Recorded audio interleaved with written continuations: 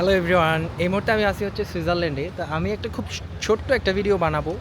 এটা বেসিক্যালি যারা একদম নামমাত্র খরচে বা অলমোস্ট ফ্রিতে যারা হচ্ছে ইউরোপে বা স্পেশালি যখন সুইজারল্যান্ডে আছে, সুইজারল্যান্ডের কথাই বলি, সুইজারল্যান্ডে ঘুরতে আসতে চান। আমি কিন্তু খুব নামমাত্র খরচে আসছি। আমি সুইজারল্যান্ডে 10 দিন এখানে আমার ফ্রি থাকা খাওয়া ছিল।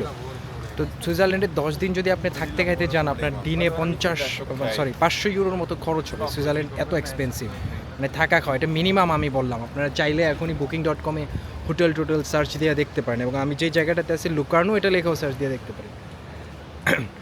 তো কাজের কথা বলি, বেসিক্যালি যেটা বলতে চাচ্ছিলাম আর কি এই ভিডিওতে, সেটা হচ্ছে যে এখানে আসার আমি কিভাবে আসছি। আমি ধরেন যে একটা ফিল্ম ফেস্টিভ্যালে একটা 10 ডেজ প্রোগ্রামে অ্যাটেন্ড করার জন্য আসছি। তো এরকম ফেস্টিভ্যালের মতন আরও নানান রকমের ফেস্টিভ্যাল হয়, বিভিন্ন ইউনিভার্সিটির কনফারেন্স হয়, বিভিন্ন হ্যাকাথন। আপনি যেই সাবজেক্টেই পড়েন না কেন, আপনি যেই ব্যাকগ্রাউন্ডেরই হন না কেন, এটা আসলে খুব বেশি একটা ম্যাটার করে না। কোনো না কোনো কিছু আপনি সেই ব্যাকগ্রাউন্ডের, সেই সাবজেক্টের পেয়েই যাবেন, মানে কিছু না কিছু থাকবেই। ধরেন যে আপনি সায়েন্স ব্যাকগ্রাউন্ডের, এখানে কোন সায়েন্স ফেস্টিভ্যাল বা ধরেন যে সায়েন্স সেমিনার কনফারেন্স হবে, ম্যাথ অলিম্পিয়াড, আপনি ম্যাথ ব্যাকগ্রাউন্ডের হলে ম্যাথ অলিম্পিয়াড, আপনি যদি বিজনেস ব্যাকগ্রাউন্ডের হন, বিভিন্ন বিজনেস অলিম্পিয়াড, বিভিন্ন বিজনেস কনফারেন্স। তো এই জিনিসগুলো এখন অনেকে প্রশ্ন জাগতে পারে মনে, যেগুলো খুঁজে পাবেন কীভাবে। এগুলো খুঁজে পাওয়ার জন্য আপনার গুগলের হেল্প নিতে হবে, সরাসরি গুগলে যেয়ে সার্চ করতে হবে conference in Switzerland, conference about this in Switzerland, এইভাবে। এবং এই যে আসা যাওয়া, এবং আপনাদের যদি ইন্টেনশন থাকে আইসা থাইকা যাবেন বা অন্য কান্ট্রিতে যা ইলিগেল হবেন, তাইলে আমি সাজেস্ট করবো আইসেন না।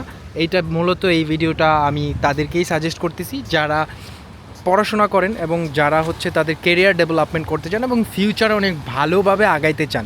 ধরেন যে আমি এখন সুইজারল্যান্ডে আছি, আমি চাইলে হচ্ছে এখানে থাইকা যাইতে পারতাম, কিন্তু আমি কিন্তু থাকতেছি না, আমি চলে যাচ্ছি। কারণ আমি জানি আমি আর কিছুদিন পরে আমি যদি স্টুডেন্ট বিষয়ে অ্যাপ্লাই করি আমার হয়ে যাবে। এখনও আমার অফার লেটার আছে, কিন্তু স্কলারশিপ ছাড়া আসবো না। তো ধরেন যে আপনি এই সব কনফারেন্সে যদি অ্যাটেন্ড করেন, ওইগুলো আপনার সিভি অনেক ভারী করে, এবং সিভি ভারী করলে যেটা হয়, আপনি যদি স্কলারশিপে, ফুল ফান্ডেড স্কলারশিপে পড়াশোনা করতে চান, তখন জিনিসগুলো অনেক বেশি ইজি হয়ে যায়।